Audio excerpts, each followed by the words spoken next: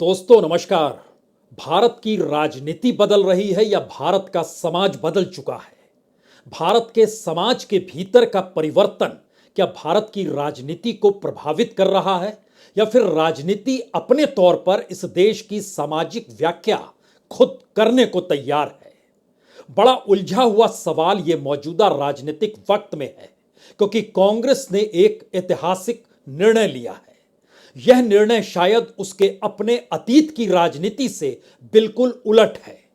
इस दौर ने मंडल और कमंडल की राजनीति देखी है, और जिसने भी उस दौर को देखा होगा, 35 बरस पहले इस देश के भीतर क्या कुछ हो रहा था, किस तेजी से राजनीतिक घटनाक्रम बदल रहे थे, भारत की राजनीति में नए नए राजनीतिक दल कैसे उभरते चले गए, और उस दौर में कमंडल की राजनीति ने भी किस तरीके से भारतीय समाज के भीतर हिंदुत्व को लेकर जो जनजागरण किया या फिर हिंदुत्व को लेकर जो सियासी मोटी लकीर खींची। आप उस दौर को अगर मौजूदा वक्त के वक्त में लाकर खड़ा कर दें तो हो सकता है आपके जहन में अब यह सवाल होगा, अब तो ऐसा कुछ भी नहीं है। बाबरी मस्जिद विध्वंस, उसके बाद राम मंदिर का निर्माण, और अयोध्या में राम मंदिर का निर्माण अगले बरस जनवरी में हो जाएगा, प्रधानमंत्री की मौजूदगी रहेगी। तो क्या कमंडल की राजनीति की उम्र पूरी हो गई? और मंडल की राजनीति का दूसरा हिस्सा इस दौर में भारतीय राजनीति को इसलिए प्रभावित कर रहा है क्योंकि कमंडल की राजनीति को छोड़कर अब मंडल की राजनीति का दामन बीजेपी ने थाम लिया।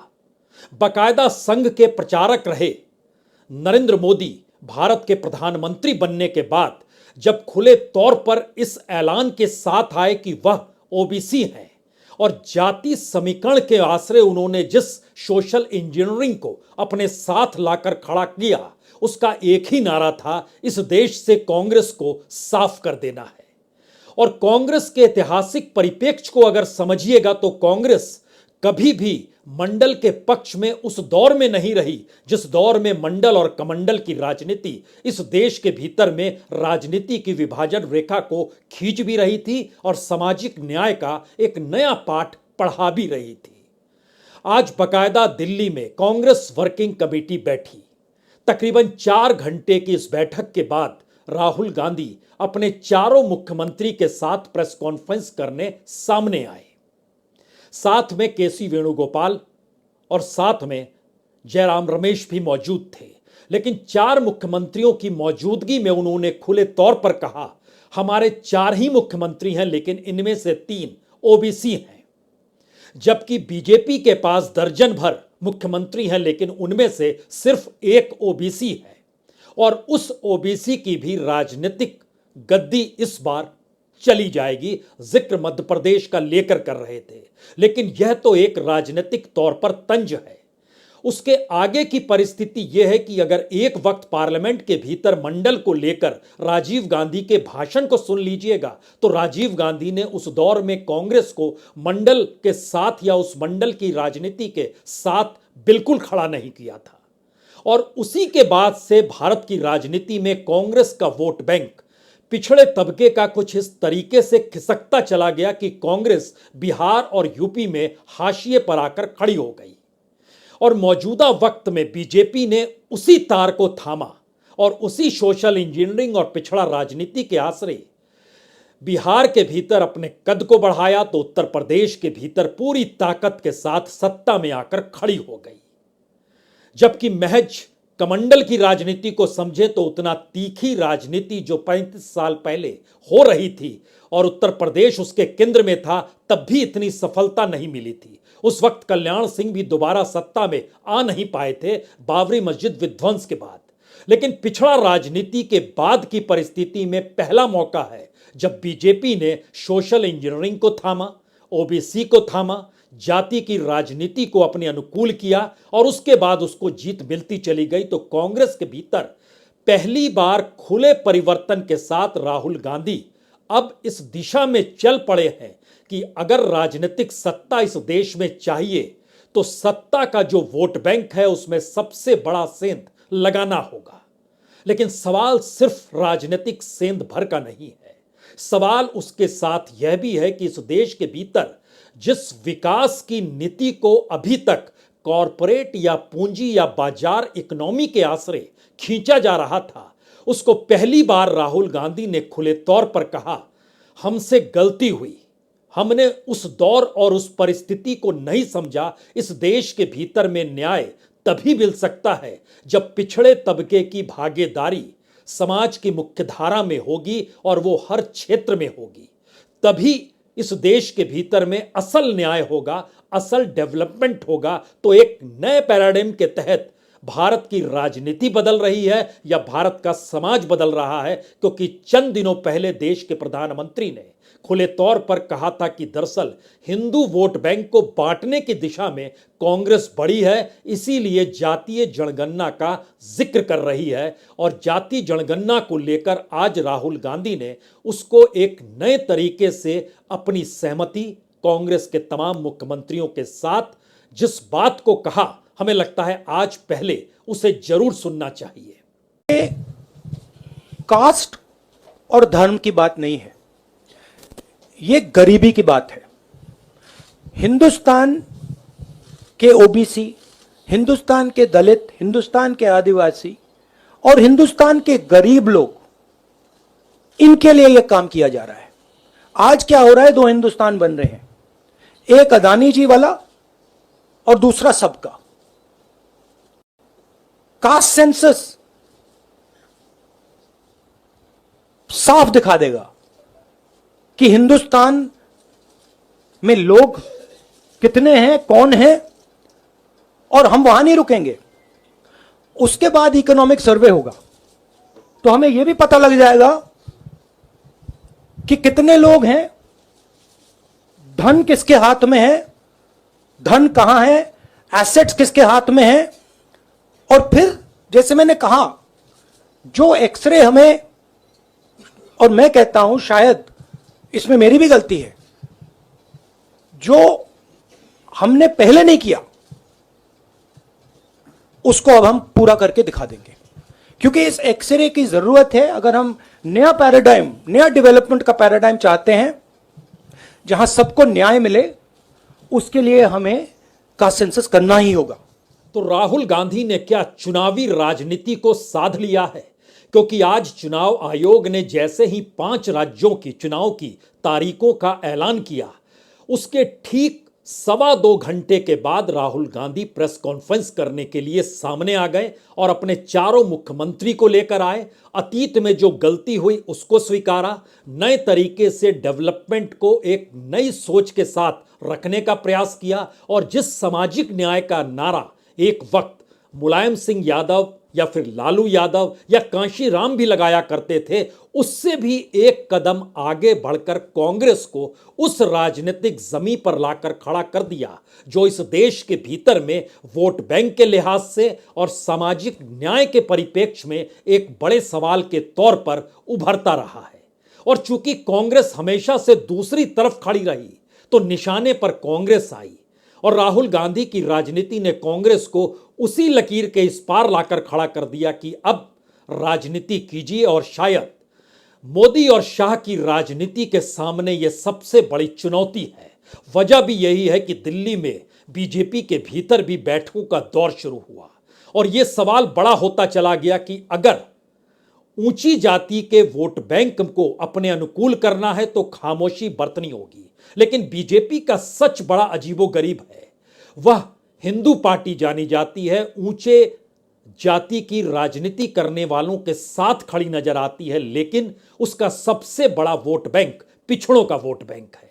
और पिछड़ों को लेकर इस देश के भीतर क्या कुछ हुआ है, यह सवाल राहुल गांधी का कहना है। उन्होंने सचिवों को लेकर खड़ा किया कि 90 सचिव में से सिर्फ 3 सचिव हैं जो ओबीसी कैटेगरी से आते हैं। और कमाल की बात यह है कि आज पत्रकारों के बीच भी राहुल गांधी इसी बात का जिक्र कर गए, जहां पर उन्होंने कहा कि इन पत्रकारों के बीच कितने दलित हैं, कितने आदिवासी हैं, कितने पिछड़ा हैं, हाथ खड़ा कर सकते हैं कोई क्या? सवाल इसके साथ एक और उठा, कांग्रेस के अपने राज्यों के भीतर जो सचिव निर्णायक पोजीशन पे हैं, क्या उन सचिवों की तादाद में 7% से ज्यादा भी पिछड़ों की परिस्थिति है या नहीं है? नहीं है। वो चाहे छत्तीसगढ़ हो, चाहे राजस्थान हो, चाहे कर्नाटक ही क्यों ना हो। इन जगहों पर भी सरकार के भीतर पिछड़ों की भागीदारी या शेड्यूल कास्ट शेड्यूल ट्राइब की भागीदारी उस तर्ज पर नहीं है जितनी कि इस देश में उनकी जनसंख्या है। तो क्या भारत के भीतर में इस राजनीति, मौजूदा वक्त की राजनीति एक बड़ा पैराडाइम शिफ्ट कर रही है? एक ऐसा परिवर्तन इस देश के भीतर में आने वाला है जो कि आने वाले वक्त में भारत की सामाजिक आर्थिक परिस्थितियों को बदल देगा? या सिर्फ ये एक चुनावी तौर पर लिया गया नारा है या निर्णय है? हमें लगता है कि आज कुछ पन्नों को जरूर खोलिए और समझिए, क्योंकि भारत के भीतर में अगर सभी राजनीतिक दल इस आधार पे अब आकर खड़े हो गए कि पुराने दौर का विकास, और प्रधानमंत्री मोदी भी जो 5 ट्रिलियन को लेकर चल रहे थे, विकसित बनाने की दिशा में चल रहे थे, और जो कॉरपोरेट के सहयोग के साथ खुद को आगे बढ़ा रहे थे, क्या उसमें सेंध लग गई? और जब सत्ता ही नहीं रहेगी तो उसके बाद एक नई राजनीति का उदय इस देश के भीतर होगा, या उस सत्ता को बरकरार रखने के लिए बीजेपी के सामने अब यह बड़ा सवाल है वह किस रास्ते को अख्तियार करती है। हमें लगता है इस दिशा में जाएं उससे पहले एक बात और समझ लें। राहुल गांधी ने जिस बात का जिक्र किया और जिसको ताल ठोक के वो कहते हैं कि 90 में से 3 सचिव ही पिछड़ा तबके के हैं, तो क्या उनकी भागीदारी ज्यादा नहीं होनी चाहिए? हमें लगता है कि ओबीसी को लेकर पार्लियामेंट के भीतर भी जो उनकी तादाद है वो सिर्फ 22% है, जबकि 52% होनी चाहिए। उसको बढ़ाने की स्थिति में सबसे आगे कौन है? लेकिन चूंकि नौकरशाही का जिक्र है तो जरा समझिए कि ग्रुप ए में इस देश के भीतर में ओबीसी की तादाद 16.8% है, ग्रुप बी में 15.7% है, ग्रुप सी में 22.5% है। यानी 52% ओबीसी हैं, लेकिन भागीदारी 16 से 22% या 15 से 22% के बीच में ग्रुप ए बी सी में नौकरी करते हुए लोगों की मौजूदगी है। अगर आप लोअर कोर्ट और हाई कोर्ट भी देख ले तो लोअर कोर्ट में उनकी तादाद 23.8% है, हाई कोर्ट में सिर्फ 12% ओबीसी की मौजूदगी है। तो क्या यह परिवर्तन उस दिशा में अब इस देश के भीतर में राजनीति में सत्ता पाने के बाद इस नारे के साथ अब परिवर्तन होने वाला है? क्योंकि जब इन बातों का जिक्र करते हैं तो एक क्षण के लिए हमको लगता है बिहार की परिस्थिति को भी समझिए। बिहार के भीतर मौजूदा वक्त में ओबीसी के 99 एमएलए हैं, होने चाहिए जनसंख्या के लिहाज से 153, यानी इस वक्त जो है 40% हैं, होने चाहिए 63%। लेकिन एक दूसरा सच भी परखिए, क्योंकि राहुल गांधी ने आर्थिक तौर की परिस्थिति का भी जिक्र किया। उन्होंने कहा कि उसके बाद इकोनॉमिक सर्वे भी होगा, और सही मायने में इस देश के भीतर न्याय तभी मिलेगा जब उस तबके की आर्थिक स्थितियां ठीक हो जाएंगी, यानी सामान्य तौर पर मेन स्ट्रीम के अनुकूल हो जाएगी। सही बात है, इस देश के भीतर होना चाहिए, लेकिन एक क्षण के लिए सोचिए कि बिहार में जो आरजेडी के 76 एमएलए हैं उसमें से 64 करोड़पति हैं, जनता दल यूनाइटेड के 43 एमएलए हैं, उसमें से 38 करोड़पति हैं, कांग्रेस के 19 एमएलए में से 14 करोड़पति हैं, बीजेपी के 73 में से 65 करोड़पति हैं। बात इससे आप नहीं समझ पाए। दरअसल सबको मिला दीजिएगा तो 99 एमएलए जो ओबीसी के तबके से आते हैं उसमें से 96 एमएलए विधायक जो हैं करोड़पति हैं। और बिहार के समाज का सच यह है, जो नीति आयोग की आखिरी रिपोर्ट 2021 में आई, मल्टी डायमेंशनल पुअर को लेकर उसने जो रिपोर्ट फाइल की, उसके मुताबिक बिहार में हर दूसरा शख्स जो है गरीब है। तो भारत के कॉरपोरेट के भीतर, भारत के पॉलिटिक्स के भीतर, भारत के भीतर हर संस्थान को संभाला हुआ व्यक्ति अगर आर्थिक तौर पर संपन्न है, तो क्या मौजूदा वक्त का सच और जरूरत दोनों यही है कि अब उस पिछड़े तबके को, उस शेड्यूल कास्ट को, उस शेड्यूल ट्राइब को मेन स्ट्रीम में लेकर आइए जिससे वह करोड़पति अरबपति हो जाए?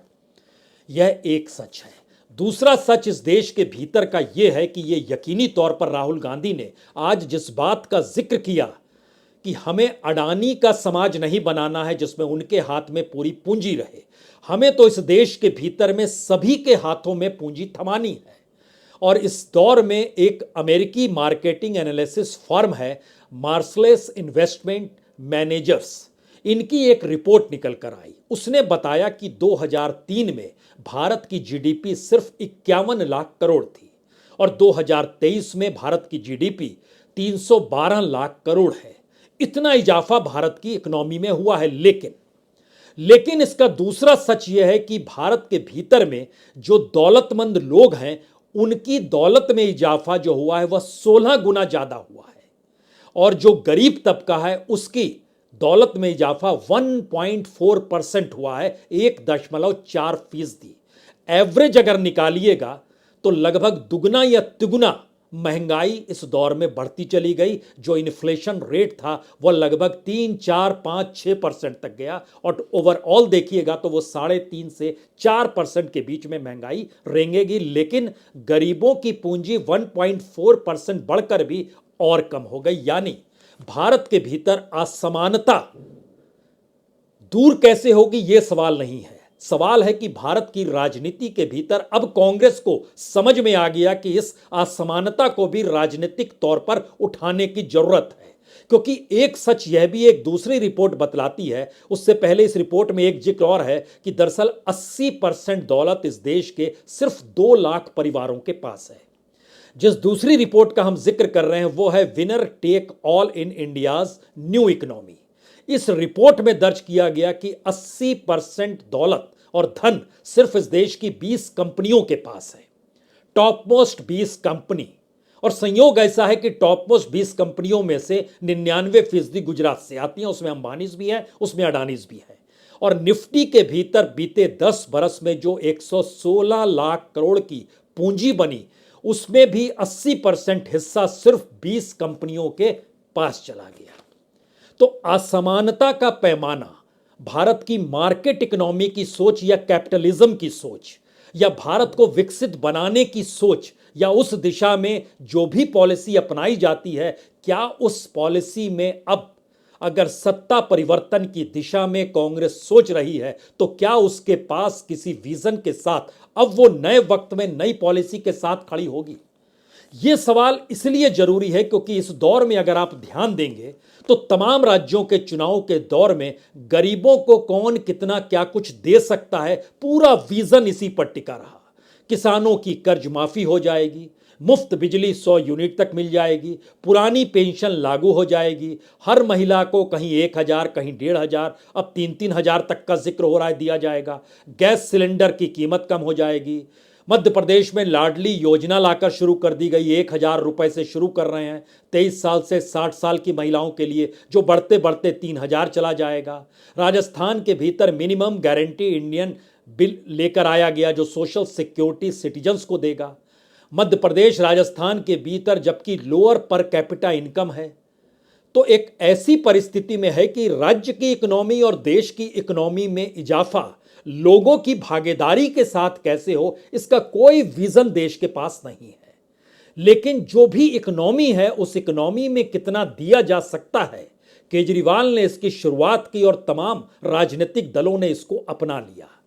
लेकिन ऐसी भागीदारी जिसमें इस बात का जिक्र हो कि पूंजी से पूंजी नहीं बनेगी, यानी रुपए से रुपया ना बने, बल्कि इस देश के मेहनत मशक्कत करने वाले लोगों के खून पसीने की कमाई और खून पसीने की मेहनत के जरिए यह देश डेवलप करना शुरू करे, यानी सोशलिज्म का एक ऐसा चेहरा जो भारत ने आजादी के बाद अपनाया जरूर, लेकिन 1991 में इकोनॉमिक रिफॉर्म जब पीवी नरसिम्हा राव की सरकार ने अपनाया और जिसके वित्त मंत्री मनमोहन सिंह थे जो बाद में भी प्राइम मिनिस्टर बने, उन्होंने जिस इकोनॉमिक पथ को इस देश में लागू किया उसी इकोनॉमिक पथ पर उसके बाद तमाम प्राइम मिनिस्टर चलते चले गए, यहां तक कि अटल बिहारी वाजपेयी भी चले और यहां तक कि उस राजनीति और उस कॉरपोरेट प्रेम और उस इकोनॉमी और उस मार्केट इकोनॉमी को इस दौर में मोदी भी नहीं छोड़ पाए।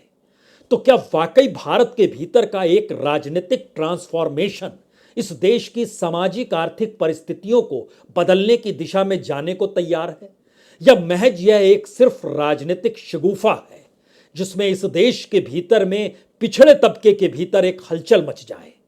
एक सियासी तौर पर इस देश के शेड्यूल ट्राइब और ओबीसी के वोट बैंक या सोशल इंजीनियरिंग का जो पार्ट कमंडल की राजनीति को थामते हुए अब मंडल की राजनीति में बीजेपी कूदी है, तो उसके आगे उसकी राजनीतिक काट उसी नारे को नए सिरे से नए तरीके से मथने को लेकर लगाई गई, या वाकई किसी राज्य के पास ऐसी कोई प्लानिंग है? कुछ प्रयोग, चाहे वो मोटे अनाज का हो चाहे गोधन को लेकर हो, भूपेश बघेल ने छत्तीसगढ़ में जरूर किया है। चाहे वो गोबर तक का हो या गाय के पेशाब तक का हो। यानी इस देश की अपनी ऊर्जा के जरिए जिन बात का जिक्र होना चाहिए वो बात इस दौर में कांग्रेस के एक राज्य ने अपनाई और दिखाई भी। लेकिन ध्यान दीजिए, स्वदेशी का नारा तो आरएसएस लगाती थी। स्वदेशी की राजनीति को साधने के लिए संघ ने एक वक्त अटल बिहारी वाजपेयी के सरकार में वित्त मंत्री यशवंत सिन्हा को पद छोड़ने तक पे मजबूर किया, क्योंकि तब स्वदेशी का जिक्र था और स्वदेशी के जरिए इस देश की इकोनॉमी का जिक्र था। उस दौर में कांग्रेस कॉरपोरेट के साथ खड़ी थी, मार्केट इकोनॉमी के साथ खड़ी थी। तो क्या ये पूरा का पूरा सोशल स्ट्रक्चर पॉलिटिकल वे में इस देश के सामने अब आकर खड़ा हो रहा है, या भारत की राजनीति ने जो नए रास्ते को चुना और उसमें प्रधानमंत्री मोदी ने इस देश के बेसिक इंफ्रास्ट्रक्चर तक को हिलाकर रख दिया, तब विपक्षी राजनीतिक दलों के सामने राजनीतिक तौर पर यही चुनौती थी कि अब वो प्रधानमंत्री मोदी की उस राजनीतिक नब्ज को पकड़ें और उसके समानांतर एक बड़ी लकीर खींचें जिसमें इससे बड़ी सेंध राजनीतिक वोट को लेकर लग नहीं सकती है। तो क्या वो लगा दी गई? और अगर वो लग गई है तो फिर यकीन मानिए चारों राज्यों में या पांचों राज्यों में बीजेपी जीत नहीं पाएगी। और अगर वो राजनीति चल पड़ी है तो फिर लोकसभा इलेक्शन भी 200 के नीचे बीजेपी आकर खड़ी हो जाएगी। बीजेपी के भीतर चिंतन मनन हड़कंप इसी बात को लेकर है कि अब किस रास्ते चले, किस तौर पर चलें, क्योंकि जो कंट्रडिक्शंस विपक्ष के थे उन्होंने एकजुट होकर एक साथ आकर उस कंट्रडिक्शन को खारिज किया जिसका लाभ बीजेपी उठा रही थी। और उसके आगे एक लकीर भरकर कांग्रेस ने जब ओबीसी का सवाल और आरक्षण का सवाल इस देश के डेवलपमेंट प्रोसेस से जोड़ने की स्थिति में, और हिंदुत्व और मुस्लिम नहीं बल्कि इस देश की विकास का स्वरूप क्या होना चाहिए उससे जोड़कर जब सामने रखा है, तो 3 सवाल सबसे बड़े आखिर में आकर खड़े हो गए हैं। इस दौर में अब बीजेपी क्या करेगी? इस दौर में प्रधानमंत्री मोदी खुले तौर पर कल तक ओबीसी कहते थे, अब गरीबों का जिक्र कर रहे हैं, लेकिन सवाल तो इस देश के भीतर की गरीबी और असमानता का भी है। तब सरकार अब क्या करेगी? और उससे बड़ा सवाल यह है कि अगर कांग्रेस इस तर्ज पे आगे निकल चली है तो क्या यह उन क्षत्रपों के लिए खतरे की घंटी तो नहीं है जो क्षत्रप अभी तक मानते रहे कि उनका एक वोट बैंक तो सुनिश्चित है, क्योंकि राजनीति अपने तौर पर सत्ता चाहती है। और अभी तक कांग्रेस की राजनीति जो थी वो शायद इस देश के भीतर में एक आदर्श स्थिति को लेकर चला करती थी जिसमें आइडिया ऑफ इंडिया भी रेंगता था। लेकिन पहली बार चुनावी जीत के लिए कांग्रेस ने एक पैराडाइम शिफ्ट अगर किया है या कहें हिस्टोरिकल यू टर्न अगर लिया है, वह भी जाति को लेकर, तो भारत की राजनीति और भारत का समाज दोनों नए तरीके से इस देश के सामने आकर खड़ा होगा, या इस राजनीति से धोखा खाने के बाद इस देश में संघर्ष की आहट आपको सड़क पे सुनाई देगी, यह भी याद रखिएगा। बहुत बहुत शुक्रिया, बहुत बहुत शुक्रिया।